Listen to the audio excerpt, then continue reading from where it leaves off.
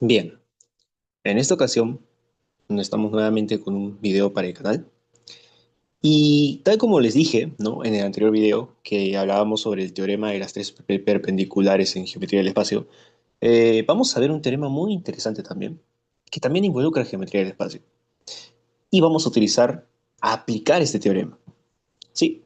Pero para ello vamos a empezar demostrando algo muy interesante, que sé que muchos ya lo conocen. Este sí lo conocemos. Se llama el teorema de Pitot. ¿Y cómo así es que se cumple? Veamos.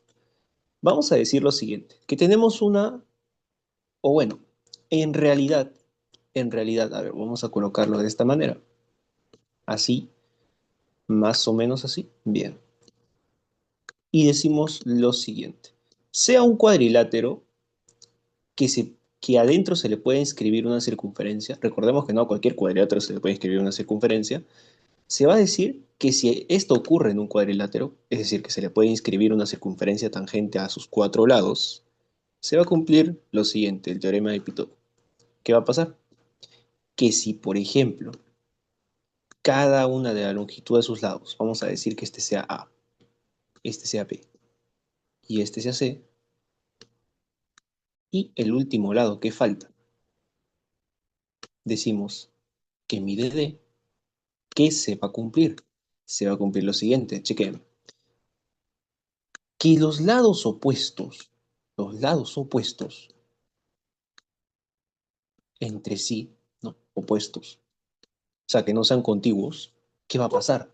La suma de ambos lados es constante. ¿Cómo? La suma de ambos lados, por ejemplo, en este caso A, su opuesto es C, entonces la suma de A más C tiene que ser igual a B, y su opuesto de B, ¿quién es? D. Adriano, ¿cómo se demuestra este teorema? De la siguiente manera, y es muy sencillo.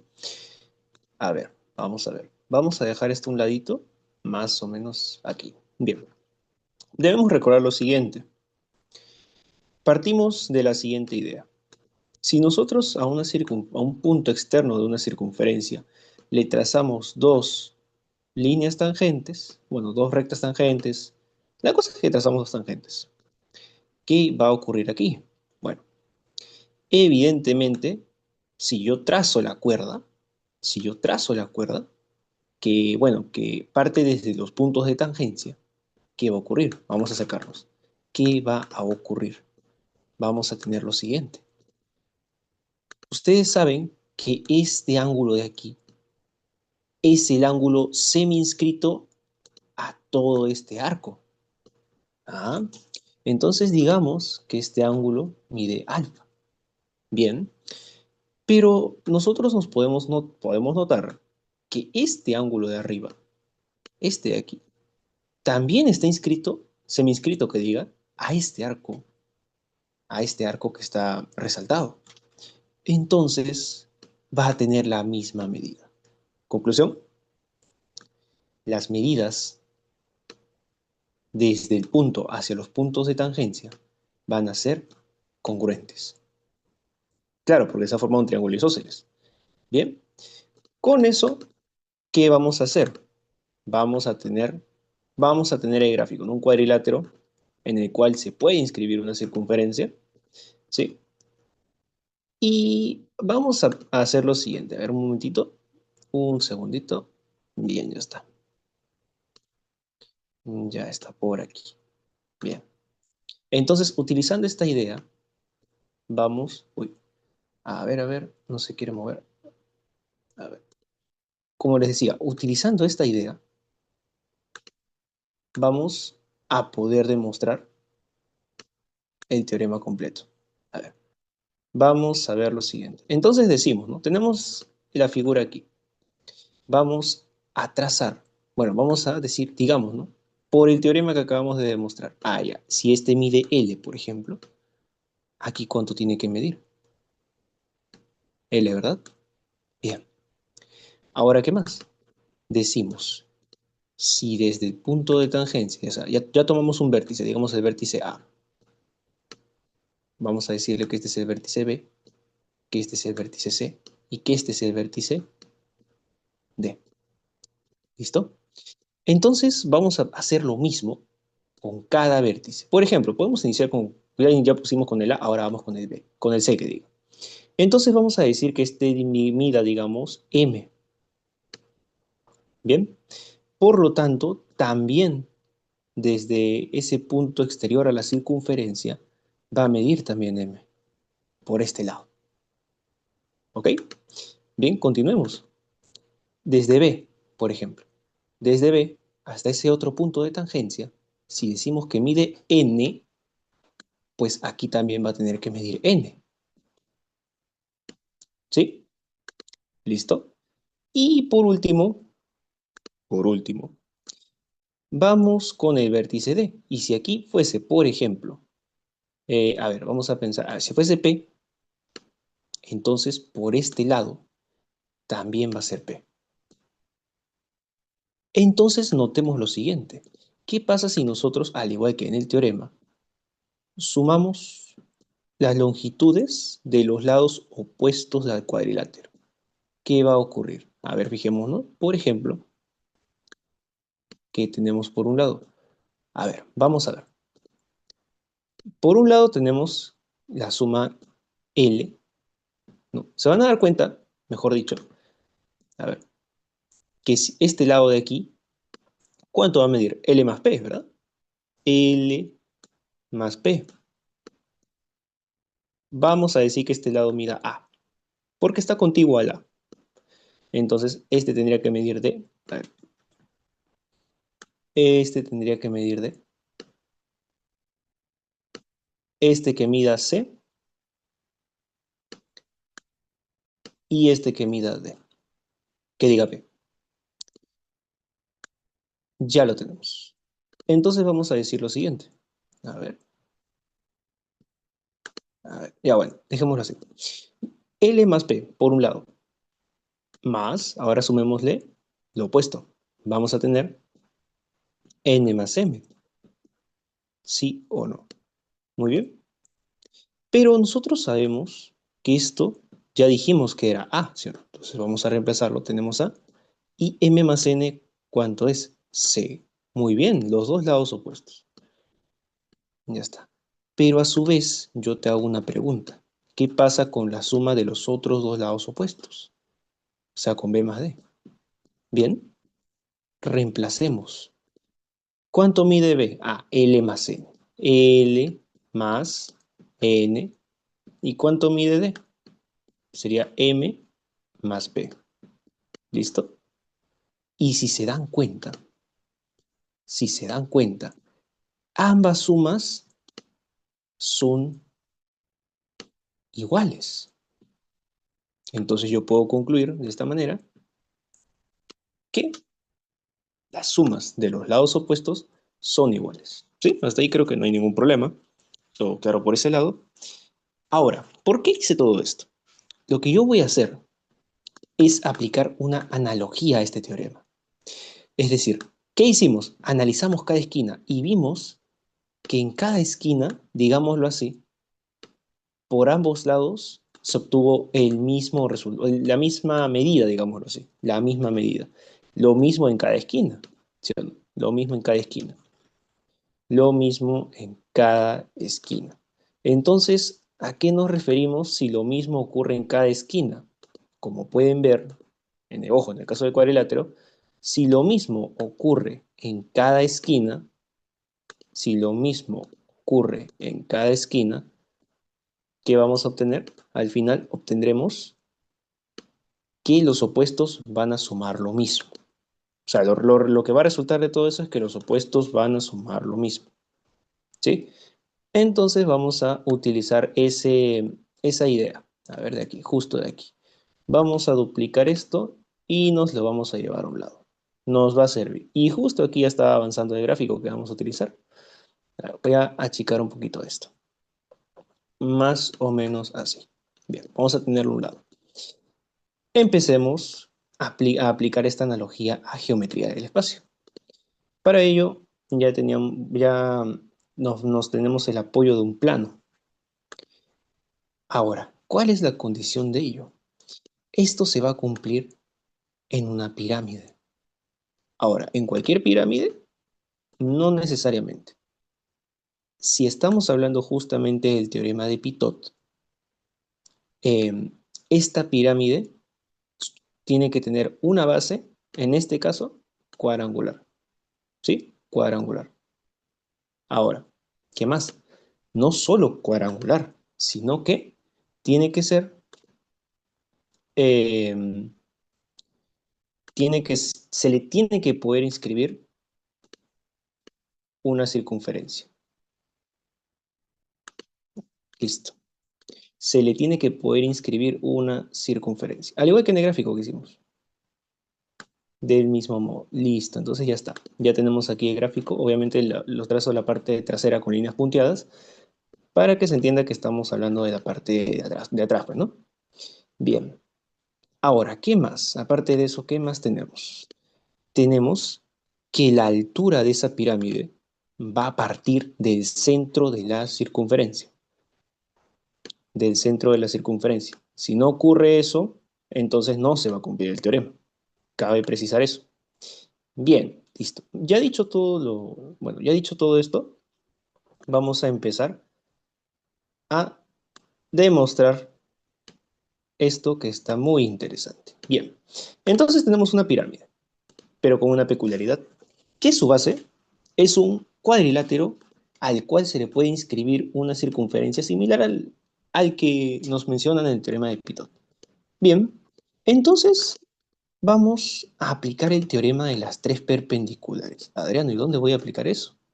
Bueno, la altura, y eso sí también, olvidé mencionar, tiene que ser perpendicular al plano, perpendicular al plano. ¿Cuál plano? Al plano, al plano que contiene al cuadrilátero, o sea, la base de la pirámide. Bien, entonces, ¿qué te parece si yo del centro de esta circunferencia yo trazo justamente en el plano, ¿no?, la distancia hacia el punto de tangencia? Adriano, ¿qué se va a formar? Se forma, sí o no, que nuestra perpendicular. Se forma nuestra perpendicular. Oye, pero tú me habías mencionado que esta altura de la pirámide ya era perpendicular al plano de la base.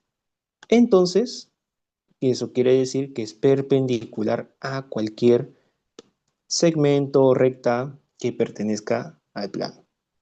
Entonces, mire, tengo una perpendicular, tengo dos perpendiculares. ¿Qué pasaría, te pregunto, si yo trazo este otro segmento? ¿Sí o no que esta va a ser mi tercera perpendicular? ¿Sí o no? Bien. Entonces ya tengo mis tres perpendiculares. Y eso es lo que importa por ahora. Bien, ya tengo esto. Ahora, ¿qué sigue? Lo que sigue, a ver, es hacer exactamente lo mismo, pero por el lado derecho, de la cara derecha, digámoslo así. Por ejemplo, por esta cara. Trazamos nuevamente, para repetir, para reforzar esto. Trazamos nuevamente en el plano del centro de la circunferencia al punto de tangencia. Y esto, como muchos saben, va a ser 90, se va a formar un ángulo de 90 grados. Bien.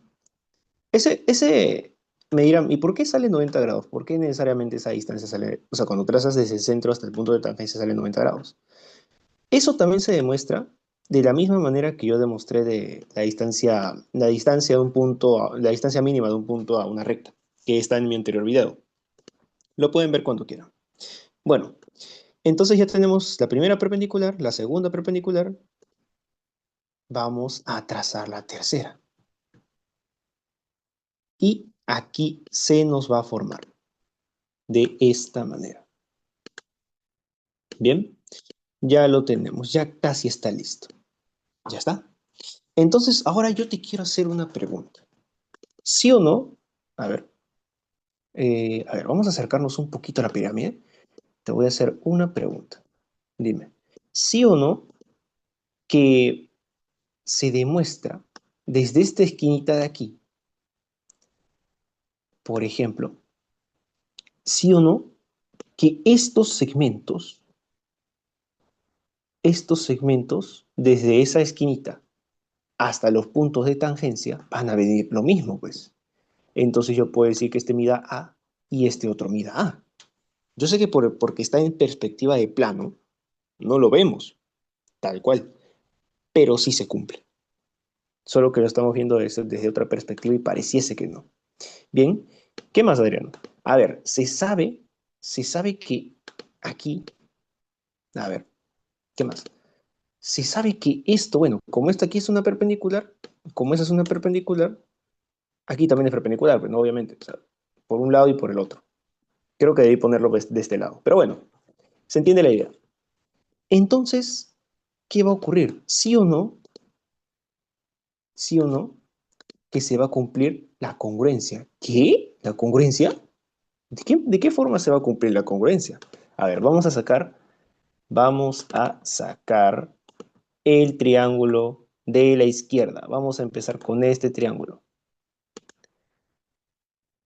Este triángulo resaltado de verde. Veamos. Al quitar el triángulo resaltado de verde, vamos a obtener lo siguiente. Vamos a obtener el siguiente triangulito. Un triángulo rectángulo. Y aquí tenemos que esta longitud, la longitud de uno de sus catetos, va a medir A. Y este segmento de aquí, a ver, vamos a decirlo así. Este de aquí, vamos a decir que mide, no sé, por ejemplo, un L. Ya, mide L. Ya está. Ahora saquemos el otro. Saquemos el triángulo de la derecha. Este que también está sombreado. Bien. Al sacar el triángulo de la derecha, vamos a obtener algo interesante. Otro triángulo rectángulo de base, bueno, perdón, que diga, de cateto de medida A, ¿ok? Pero date cuenta de la peculiaridad. Ambos tienen una hipotenusa en común y esa es L. Por ende, por ende, aquí también va a ser L, pues, ¿sí o no? Oye, yo te hago una consulta. Tú sabes que en un triángulo rectángulo, si tienes dos de sus lados, seas cuales sea, tú puedes hallar el tercero, ¿sí o no? Por el teorema de Pitágoras. Entonces, bueno, está más que claro que en ambos estos lados, ¿no?, van a ser los mismos. Por ejemplo, ¿aquí qué va a ser? Va a ser la raíz ¿de quién? De L cuadrado menos A cuadrado. Eso se sabe, ¿no?, de antemano por el teorema de Pitágoras. Bien, pero no voy a poner eso para no ser más engorroso el gráfico. Entonces, ¿qué más? ¿Qué más va a cumplirse aquí? Por último, vamos a mostrar los ángulos que correspondan a cada cateto. Por ejemplo, al cateto naranja se le puede poner un tita. Bien, hasta ahí estamos perfecto. Entonces, como son congruentes, me olvidé de mencionar algo. Estos son congruentes ¿por cuál caso? Por el caso lado, lado, lado. Son congruentes por el caso lado, lado, lado. Bien, continuemos. Entonces yo puedo decir que si al cateto A se le pone alfa, entonces en el otro triángulo ocurrirá exactamente lo mismo. Bien, esa es la idea clave. ¿Por qué? Recordemos que para demostrar Pitot, ¿qué hicimos? Demostramos que cada esquina, digamos, por cada esquina, se distribuía de la misma manera por ambos lados, es decir, medía lo mismo, que por cada esquina medía lo mismo. Y por ende, ¿qué iba a pasar? La suma de opuestos era, eran iguales, las sumas de los opuestos eran iguales. Entonces, completando en este gráfico, a ver, creo que voy a quitar justamente este resaltado para que no nos complique mucho. Ya demostramos la congruencia, ya no será necesario. Bien. Entonces decimos que este ángulo de aquí, este angulito de aquí, a ver, vamos a ponerlo un poquito más. Este angulito de aquí va a ser alfa, ¿sí o no? Bien.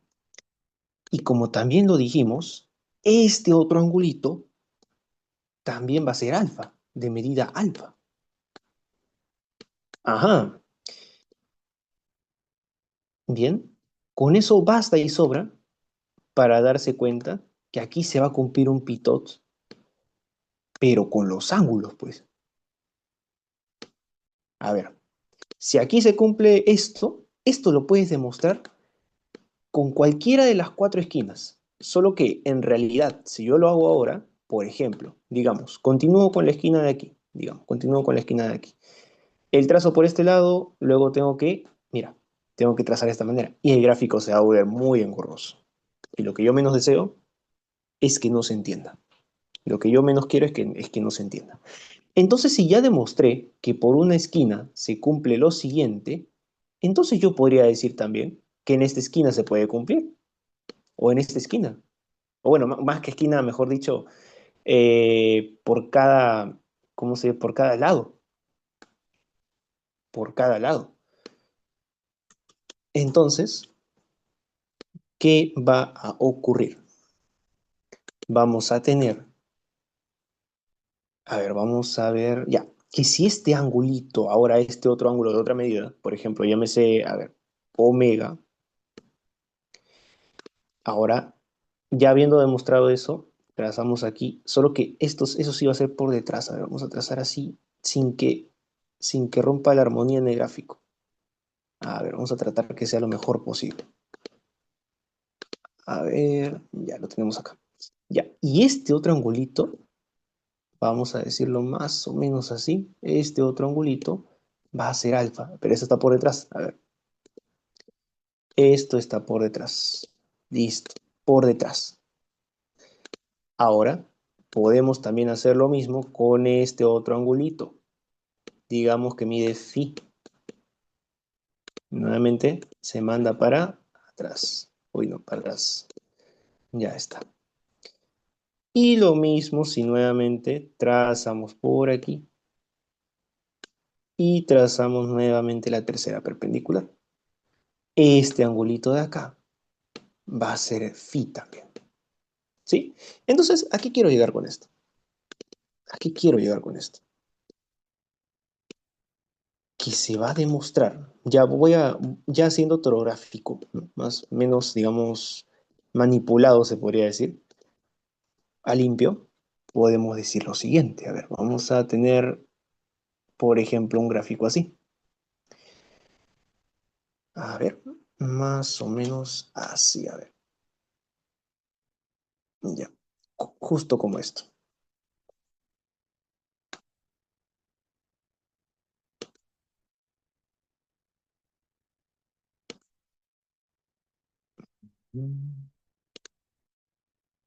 Ya, listo, más o menos así. Y recuerden que la altura de esta pirámide debe cumplir dos condiciones, que parte del centro y que a su vez es perpendicular al plano de la base. Bien, más o menos de esta manera.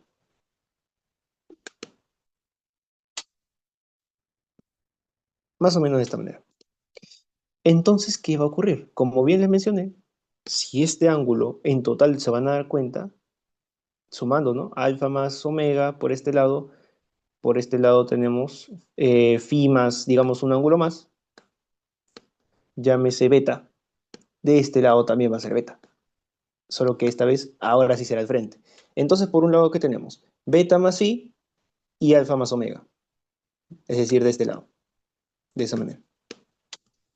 Ahora, entre los otros dos opuestos, ¿qué tenemos?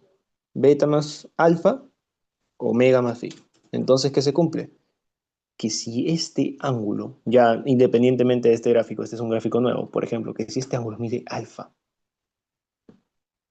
el ángulo opuesto a él, opuesto como bien le mencioné, este ángulo mide tita.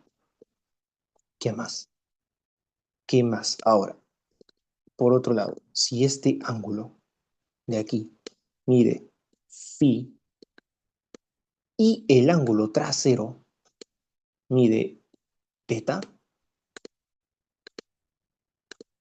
se va a cumplir que la suma de los opuestos,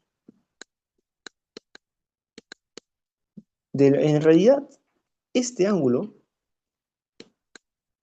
de aquí, se llama ángulo poliedro. Entonces, ¿qué va a ocurrir? que la suma de los ángulos, en realidad estos, más que ángulos, se llaman la medida de las caras, las caras. Entonces, como les mencionaba, en ese ángulo poliedro, las medidas de la suma de las medidas de caras opuestas van a ser exactamente la misma. Bien, espero se haya entendido y la verdad, muchas gracias por ver el video. Nuevamente, si tienen alguna sugerencia, estaré atento a los comentarios y muy pronto estaré subiendo unos nuevos videos que también van a estar muy interesantes. Sin más que decir, yo me despido. Nos vemos.